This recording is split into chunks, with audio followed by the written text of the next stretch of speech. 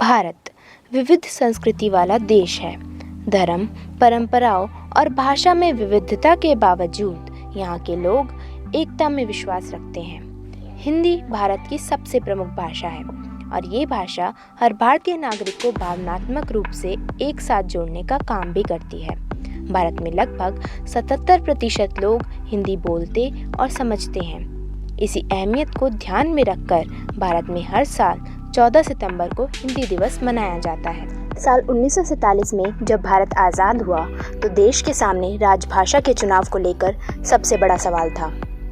14 सितंबर 1949 में संविधान सभा ने एक मत से निर्णय लिया कि हिंदी भारत की राजभाषा होगी।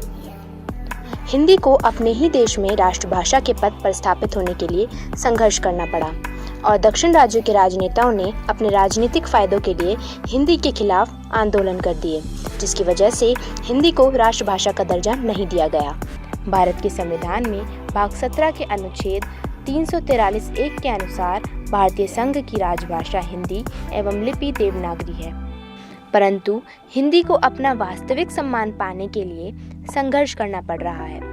आज भी हमारे देश में अंग्रेजी, जो कि एक विदेशी भाषा है, व्यवहारिक तौर पर हम पर आधिपत्य जमाए हुए है।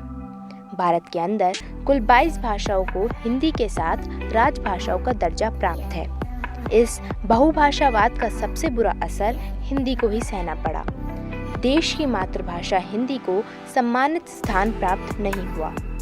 इस दिन का उद्देश्य हिंदी भाषा के बारे में जागरूकता बढ़ाना है और उस घटना को भी याद करना है जब इसे भारत की आधिकारिक भाषाओं में से एक के रूप में अपनाया गया था।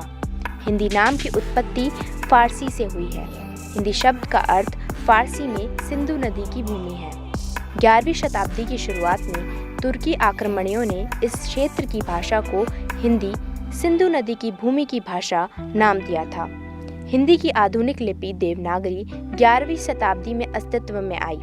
ये भाषा भारत के अलावा दक्षिण Africa, Guyana, UAE, Pakistan, Nepal, Bangladesh, America, Britain, Germany, New Zealand, Uganda, Suriname, Trinidad और मॉरिशस सहित विभिन्न देशों में बोली जाती है।